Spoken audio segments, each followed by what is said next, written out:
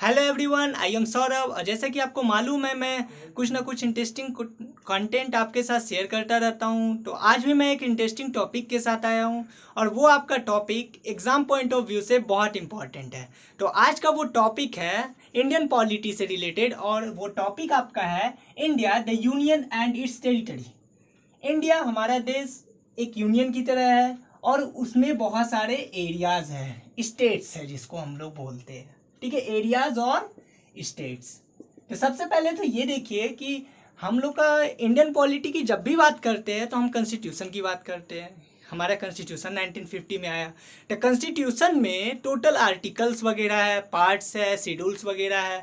तो मैं ये बोलना चाह रहा हूँ कि जो आपका Indian the union and territory है, ये आपका पार्ट 1 में आता है। सबसे फर्स्ट पार्ट ही आपका इसी को डिस्क्राइब करता है। अब आर्टिकल्स कितने होते हैं? आर्टिकल्स भी इसके 1 से लेकर 4 तक यही बताता है। ठीक है, अक्सर मैंने देखा है आर्टिकल्स वगैरह जनरली याद नहीं होता है। ठीक है, फिर आज आप देखिएगा, आज के वीडियो के बाद आप आर्टिकल्स 1 to 4 एकदम अच्छे से याद कर लोगे। ठीक है, तो आर्टिकल्स 1 to 4 आपके यूनियन और उसके टेरिटरी से रिलेटेड बताता है। ठीक है, तो सबसे पहला आपका आता है आर्टिकल 1। आर्टिकल 1 क्या होता है? क्या होता है? इंडिया द यूनियन, मतलब इंडिया जो है अपना क्या है? ए यूनियन ऑफ स्टेट है। क्या है? A union of state. यही है आपका आर्टिकल 1। क्या इस बस एक यूनियन ऑफ स्टेट बोलने से हम आर्टिकल 1 समझ गए? नहीं, ऐसा नहीं है। यूनियन ऑफ स्टेट का मतलब क्या हुआ? यूनियन ऑफ स्टेट का मतलब क्या हुआ? यूनियन ऑफ स्टेट का मतलब हुआ टेरिटरीज। कौन सा? वो सब क्षेत्र ऑफ द स्टेट्स, मतलब सारे स्टेट्स के जो क्षेत्र है, वो एरियाज है, वो आपके आएंगे उसमें, यूनियन ऑफ स्टेट्स में।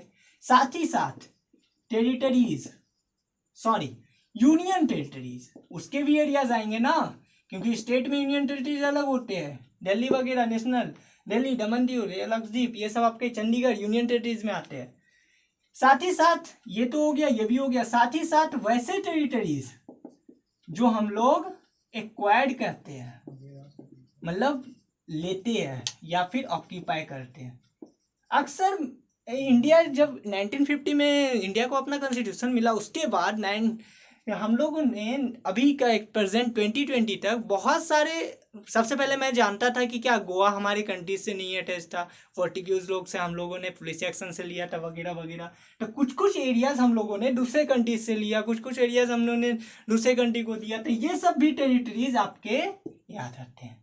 तो हम बोल सकते हैं कि सारे स्टेट्स के टेरिटरीज, सारे यूनियन टेरिटरीज, सारे टेरिटरी जो भी ऑक्यूपाई किए गए, वो सारे यूनियन ऑफ स्टेट्स है। अब वो किसके अंदर आते हैं? इंडिया के अंदर आते हैं। तब एक बात, अब मेरे पास क्वेश्चन आता है, क्या क्या कि अगर इंडिया के पास सारे स्टेट्स है, तो सारे स्टेट्स में क्या पावर शेयरिंग एक ही होती है? नहीं, जो पावर्स हम एक स्टेट को दे रहे, तो क्या जरूरी है हम दूसरे स्टेट को भी वही पावर दे? नहीं, वो सिचुएशन पे डिपेंड करता है। अगर मान लीजिए कोई स्टेट को किसी पावर की जरूरत है, अगर उसको उतना पावर दिया जा रहा है, कंसेशन दिया जा रहा है, जरूरी नहीं है कि सारे स्टेट को दिया जाए। तो पावर शेयरिंग डिफर कर सकता है, लेकिन सबका जो यूनियन होगा वो हमारा इंडिया होगा। ये आपका आर्टिकल 1 डिस्क्राइब करता है। अब हम समझाना चाहते हैं आर्टिकल 2 को। अगर आर्टिकल 2 की बात करें, आर्टिकल 2, आर्टिकल 2 आपका क्या है? साथ ही साथ आर्टिकल 3 भी देखेंगे, और आपका होगा आर्टिकल 4। आर्टिकल 2 कहता है कि पार्लियामेंट के पास पावर है। क्या पावर है? पार्लियामेंट के पास पावर है, कैन रीड्रॉ द मैप, मतलब वो मैप को फिर से बना सकता है। कौन सा मैप? Of India. मतलब अगर उसका कुछ अपना टर्म्स और कंडीशन होगा, मतलब अगर पार्लियामेंट चाहे, अगर पार्लियामेंट पास कर दे, तो वो कोई स्टेट को बढ़ा सकता है, कोई स्टेट को साइज को कम कर सकता है, कोई स्टेट को बंटवारा कर सकता है, साथ ही साथ कोई स्टेट को दूसरे कंट्री, ठीक है, ये सब इसके पास पावर है। वो मैप को चेंज कर सकता है। ठीक है, can redraw the map. Sorry, एक बात मैंने गलत बोल दिया कि वो फॉरेन कंट्रीज को स्टेट नहीं दे सकता है, वो पहले नहीं था, बाद में अमेंडमेंट वगैरह आया तब फिर होया। स्टार्टिंग में पार्लियामेंट के पास पावर था अपने कंट्री में वो मैप को फिर से कर सकता है, मतलब चेंज वगैरह कर सकता है, ये आर्टिकल 2 बोलता है। ठीक है, अब आर्टिकल 3 उसी को एक्सप्लेन करना चाहता है।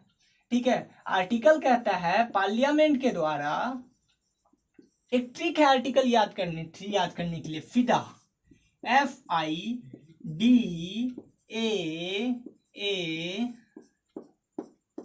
ठीक है, आर्टिकल 2 क्या बोला था कि अगर पार्लियामेंट चाहे, पार्लियामेंट में लोकसभा राज्यसभा अगर कोई बिल पास कर देते हैं तो वो मैप से रिलेटेड, इंडिया के मैप से रिलेटेड वो चेंजिंग ला सकते हैं।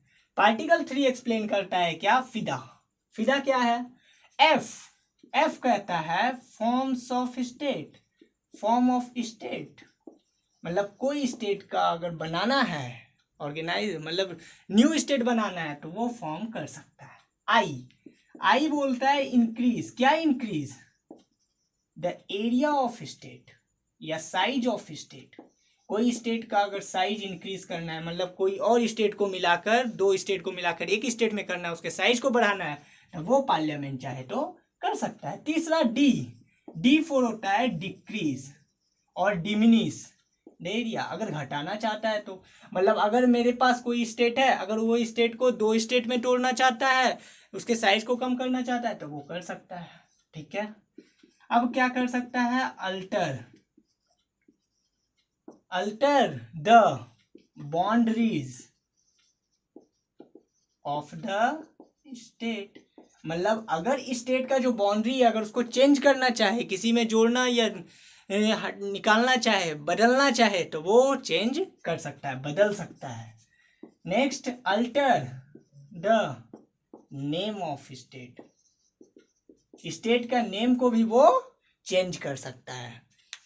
जैसे कि रिसेंट में ही एक एग्जांपल ले लीजिए, इलाहाबाद का नेम चेंज करके पार्लियामेंट के द्वारा अभी प्रयागराज बनाया गया, इसी आर्टिकल के यही फिदा के एक पॉइंट से।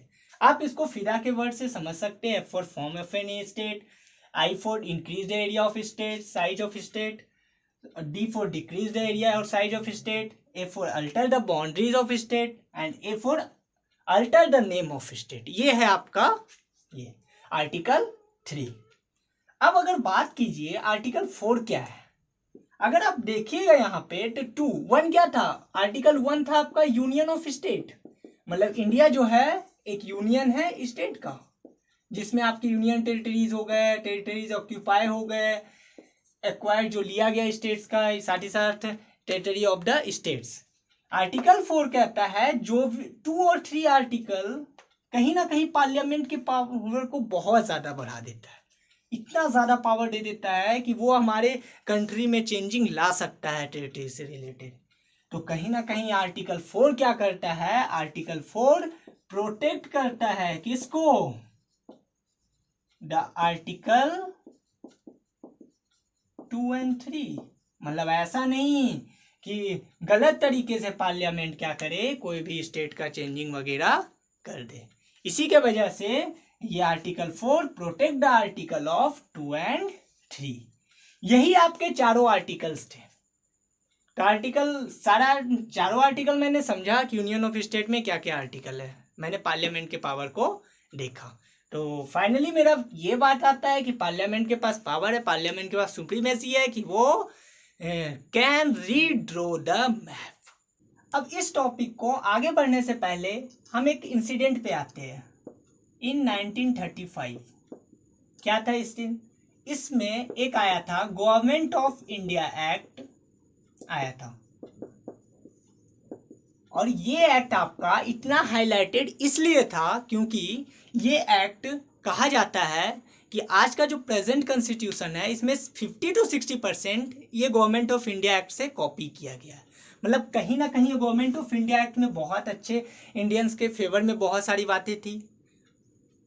तब देखिए अब हम ये बताएं क्योंकि गवर्नमेंट ऑफ इंडिया एक्ट 1935 में एक ऑल इंडिया फेडरेशन बनाने की मांग की गई थी, ऑल इंडिया फेडरेशन।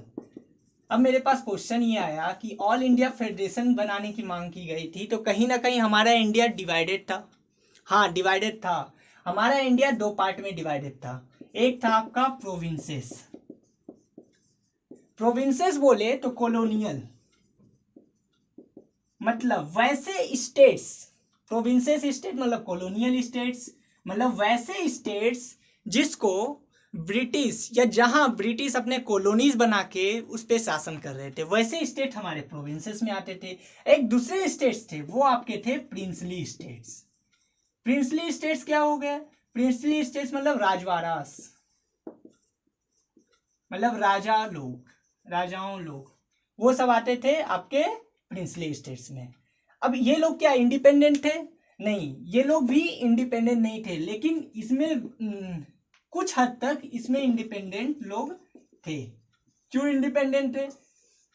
क्योंकि ब्रिटिश इन सभी स्टेट से इन स्टेट पे रूल नहीं कर रहे थे, वो बस एक ट्रीटी के साथ इनसे जुड़े हुए थे।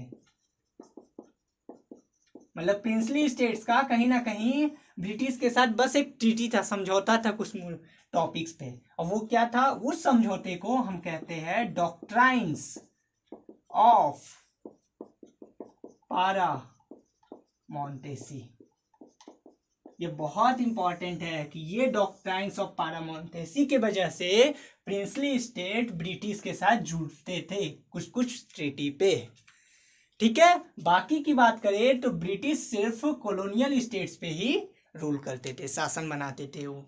ठीक है, तो अब इसी के वजह से 1935 को बोला गया था क्या कि ऑल इंडिया फेडरेशन बनना चाहिए, जिसमें ये वाले स्टेट दोनों मिलकर रहेंगे।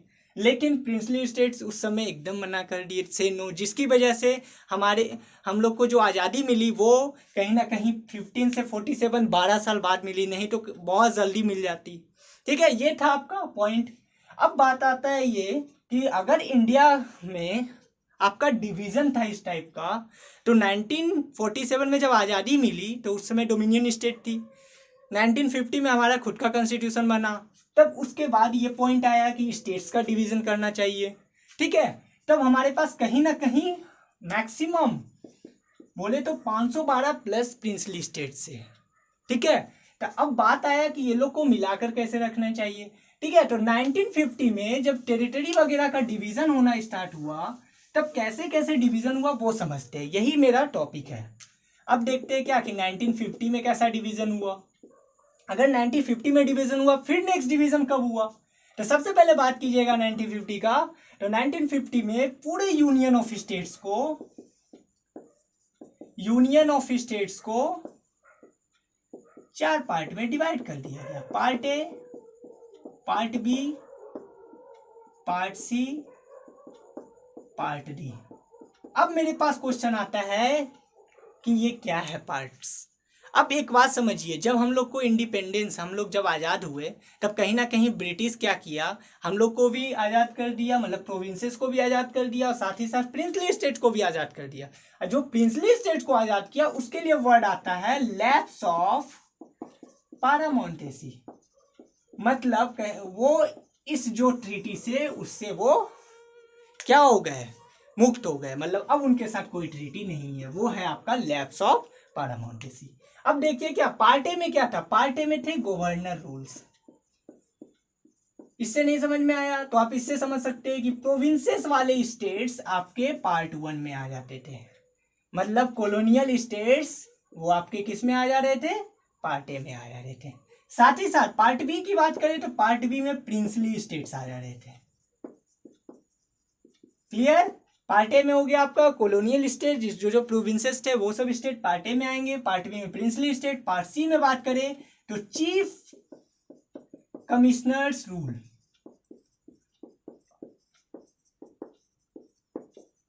अब चीफ कमिश्नर रूल क्या है? ये एक तरह से आज के टाइम पे यूनियन टेरिटरी का जो हेड होता है, गवर्नर वगैरह, उस बेसिस पे हुआ कि कहीं सेंट्रल गवर्नमेंट के द्वारा एक चीफ कमिश्नर इलेक्ट किया जाएगा हर स्टेट में, और उस स्टेट का वो हेड होगा, उस पर रूल करेगा। इसी को कहते हैं चीफ कमिश्नर रूल। इसमें कुछ कुछ प्रिंसली स्टेट भी हो जा रहे थे। ठीक है, इसमें भी प्रिंसली स्टेट्स आ जा रहे थे। साथ ही साथ आपका पार्ट डी कहता है, ठीक है, पार्ट डी आपका एक आइलैंड था। अब वो आइलैंड है आपका अंडमान एंड निकोबार आइलैंड। मैंने क्या समझाया? मैंने समझाया 1950 में यूनियन ऑफ स्टेट का डिवीजन हुआ कितने पार्ट्स में? 4 पार्ट में। पार्ट ए में क्या था? पार्ट ए में था आपका गवर्नर रूल्स वाले state, colonial states. Part B में क्या था? पार्ट बी में आपके प्रिंसली स्टेट्स थे, जो राजाओं वाले स्टेट थे, वो अलग थे। पार्ट सी में कौन कौन स्टेट्स थे? पार्ट सी में वैसे स्टेट्स थे जो चीफ कमिश्नर के द्वारा रूल किए जा रहे थे। पार्ट डी में आपके एक अंडमान एंड निकोबार आइलैंड आ रहा था। ठीक है, अब ये था 1950 का डिवीजन। और कहीं ना कहीं अगर इसका बात करेंगे तो इसमें 9 स्टेट्स, इसमें भी आपके 9 स्टेट आ रहे थे, इसमें 10 स्टेट्स आ रहे थे, इसमें 1 स्टेट अंडमान एंड निकोबार। उस समय भी 29 स्टेट्स का डिवीजन हुआ था। ठीक है, अब क्वेश्चन आता है कि ये तो डिवीजन एक तरह से बहुत यूनाइटेड वाले नहीं था, अलग अलग पार्ट वाइज था। अब इसी को और अच्छा बनाने के लिए 1956 में, कब? 1956 में धीरे धीरे इंडिया के लीडर्स, जो हमारे ग्रेट लीडर्स है, वो क्या करने लगे? सारे को एक साथ कंबाइन करने लगे। तब जाके 1956 में आपका द स्टेट रीऑर्गेनाइजेशन एक्ट आया। द स्टेट रीऑर्गेनाइजेशन एक्ट 1956 आया। और उसमें क्या हुआ? उसमें आपका टोटल ये सारे जो डिवीजन थे, ये सबको हटा के तब आपका कहीं ना कहीं आया स्टेट्स और दूसरा यूनियन टेरिटरीज। साथ ही साथ ये आपका था, ठीक है, स्टेट्स आए, यूनियन टेरिटरीज आ गए। अब अगर बात कीजिएगा तो स्टेट्स में क्या क्या है? स्टेट्स में आपका कहीं ना कहीं अगर बात कीजिएगा तो स्टेट्स में हो गया आपका 14 स्टेट्स आ रहा था। कितना स्टेट टोटल आ रहे थे? 14 स्टेट्स आ रहे थे, जिस समय उसके आपके उत्तर प्रदेश यूनाइटेड प्रोविंसेस वगैरह थे। ठीक है, अब आया यूनियन टेरिटरीज। यूनियन टेरिटरीज में आपका टोटल 6 यूनियन टेरिटरीज थे। ये था आपका 1956 का डिवीजन। हमको उतना डिटेल में नहीं जानना है, बस हम एग्जाम पॉइंट ऑफ व्यू से क्या क्या इंपॉर्टेंट है बस वो मैं बताना चाह रहा हूँ। कैसे कैसे डिवीजन हुआ यूनियन टेरिटरी का ये समझाना चाह रहा हूँ। ठीक है, आई होप आपको क्लियर होगा। अब बात आता है कि 1946 के बाद भी कोई डिवीजन हुआ? हाँ हुआ ना, 1956 के बाद भी कोई डिवीजन हुआ। और ये क्या हुआ? धीरे धीरे जैसे जैसे ईयर बढ़ता गया, 1961, 1966, 1972, 1987, इस तरह से आपके एक स्टेट, जिस तरह से हमने एक स्टेट आपके 2 स्टेट में टूटने लगे, और इस तरह से आज प्रेजेंट में आपका 28 स्टेट्स फॉर्म हो गया। ठीक है, अब आपके पास क्वेश्चन ये आ रहा होगा क्या कि ये सब कौन से आर्टिकल वगैरह से टूट रहा होगा या जुड़ रहा होगा? तो हम, जैसे मैंने बताया, 4 आर्टिकल्स, आपके वही चारों आर्टिकल से पार्लियामेंट के पास पावर था कि कोई भी साइज को इंक्रीज कर सकता है, डिक्रीज कर सकता है। उसी की वजह से सारी स्टेट्स वगैरह का फॉर्मेशन हुआ। अब आता है क्या नेक्स्ट आपका, मैं एक बता रहा हूं 2016। प्रेजेंट से पहले मैं 2016 पे आता हूं। क्यों ये इंपॉर्टेंट है ये एक बार समझ लीजिए। 2016 में अगर स्टेट्स की बात करें, टोटल स्टेट्स थे 29। अगर यूनियन टेरिटरीज की बात करें तो टोटल यूनियन टेरिटरीज थे आपके 7। ठीक है, अगर प्रेजेंट की बात करें तो लास्ट ईयर ही आपका 2 चेंज हो गया है। स्टेट्स आपका कितना हो जाएगा? स्टेट्स हो जाएगा 28 और यूनियन टेरिटरीज हो जाएगा क्या? यूनियन टेरिटरीज आपका 8 हो जाएंगे। अब सबसे पहला मेरा डिवीजन है टेरिटरी ऑफ इंडिया इन 1950 की। 1950 में हम लोग के पास खुद का कॉन्स्टिट्यूशन आ गया था और डोमिनियन स्टेट से इंडिया रिपब्लिक स्टेट में बदल चुका था। ठीक है, तो उस टाइम पे पूरे यूनियन ऑफ स्टेट को हम लोगों ने 4 भागों में डिवाइड किया। ठीक है, अब 4 भाग कौन कौन सा था? जैसे मैंने बताया कि फर्स्ट आपका भाग था गवर्नर रूल्स, सेकेंड था आपका प्रिंसली स्टेट, थर्ड आपके थे चीफ कमिश्नर और princely state rules, and part D में थे एक आइलैंड का। ठीक है, तो सबसे पहले गवर्नर रूल्स में क्या था? गवर्नर रूल्स में कहीं ना कहीं अगर आप बात कीजिएगा, इसको समझने की कोशिश कीजिएगा, तो ये आपका हो जाएंगे फॉर्मर प्रोविंसेस वाले स्टेट। ठीक है, फॉर्मर प्रोविंसेस को और अच्छे से क्लियरली बोले तो ये कॉलोनियल स्टेट हो जाएंगे।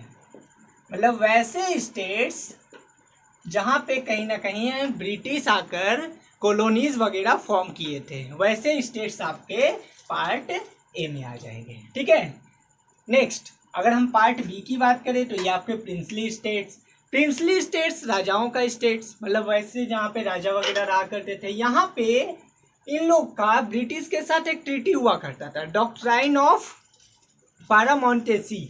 तो कहीं ना कहीं जब हम लोग को इंडिपेंडेंट हम लोग हुए 1947 में, तो प्रिंसली स्टेट्स भी इंडिपेंडेंट हो गए। तो उनके पास भी एक जो उनका ट्रीटी था डॉक्ट्राइन ऑफ पारामोंटेसी, उनसे वो हट गए या बोले उनसे मुक्त हो गए। उसी को कहते हैं हम लोग लैप्स ऑफ पारामोंटेसी। तो इस लैप्स ऑफ पारामोंटेसी के वजह से प्रिंसली स्टेट्स भी आपके इंडिपेंडेंट हो गए थे। ठीक है, अब पार्ट सी में अगर बात करें तो आपके आते हैं चीफ कमिश्नर, या उसमें कुछ प्रिंसली स्टेट भी हुआ करते थे, उनके रूल्स।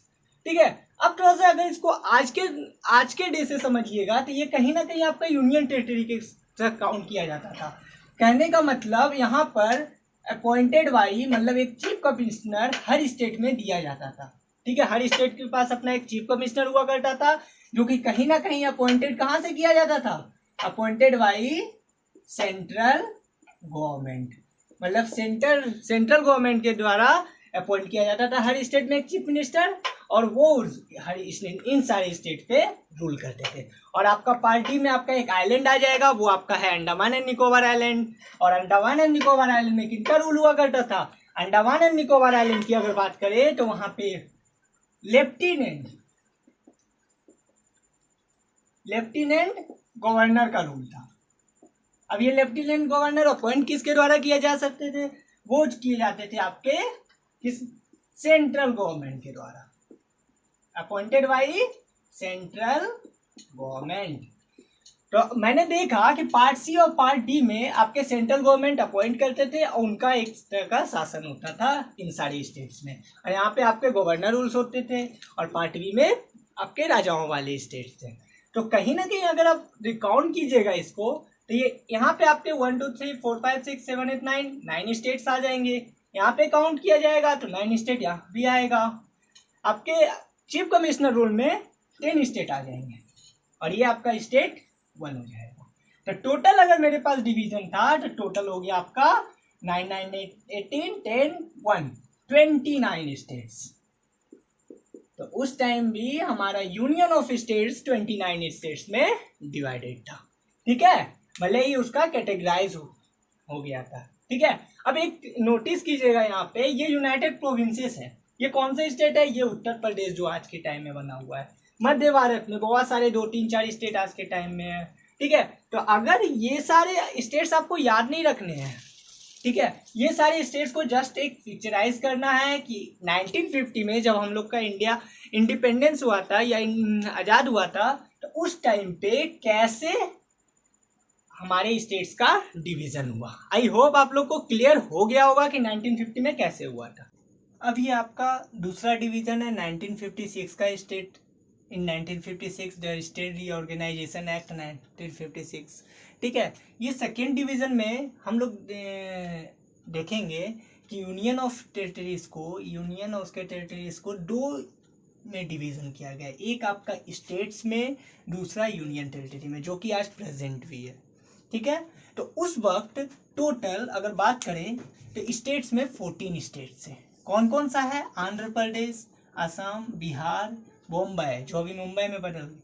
ठीक है, बॉम्बे उस समय स्टेट हुआ करता था। ठीक है, इसके बाद इसका डिवीजन वगैरह हुआ। जम्मू एंड कश्मीर, केरला, मध्य प्रदेश, मद्रास, आंध्र प्रदेश पहले मद्रास में मिला हुआ था 1953 में। 1953 में ये जो मद्रास से एक कट कर आंध्र प्रदेश हो गया। सबसे पहला स्टेट है जो लैंग्वेज के बेसिस पे ये अलग हुआ। तेलुगु वाले लोग आंध्र प्रदेश का फॉर्मेशन कर दिए।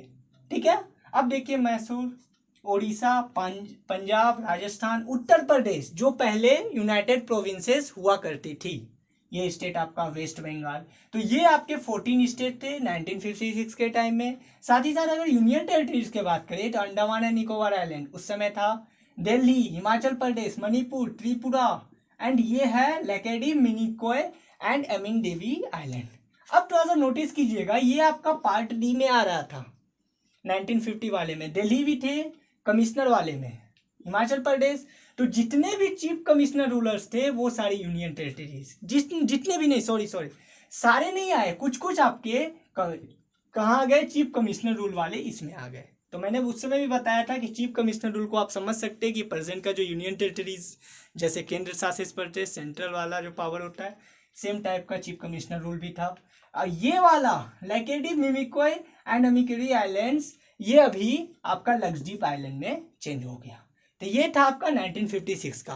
और इसके बाद आपका 2016 और एक प्रेजेंट 28 स्टेट है, ये सब मैं बताऊंगा, धीरे धीरे बताऊंगा कि कैसे कैसे कौन कौन स्टेट से फॉर्मेशन करके 28 स्टेट में बन रहा है, लेकिन ये आपका अगले पार्ट में बताऊंगा, ठीक है। तो आई होप आपको यहाँ तक की वीडियो अच्छी लगी होगी। इंडियन पॉलिटी मैंने बताया अच्छे से, साथ ही साथ मैंने इंपॉर्टेंट वगैरह सारा कुछ क्लियर कराया, ठीक है। और इससे रिलेटेड जितने भी ये सब कॉन्सेप्ट वगैरह है, ठीक है, आपको इसी लिंक के पीडीएफ के रूप में प्रोवाइडेड होंगे, ठीक है, इस लिंक के डिस्क्रिप्शन में आप वहाँ से इसको देख सकते हैं। ये पार्ट वाला वीडियो इंडिया पॉलिटी का यहीं पे ख़त्म होता है। आई होप आप लोग को अच्छा लगे। अगर अच्छा लगा होगा तो आप इसे सब्सक्राइब कर लेना इस चैनल को, कि आगे का जो इंडियन पॉलिटी के अगले पार्ट जो आएंगे उसमें आपको सबसे क्लियर होंगे। साथ ही साथ मैं ट्राई करूँगा कि आर्टिकल्स आपको इसी तरह से याद हो जाए।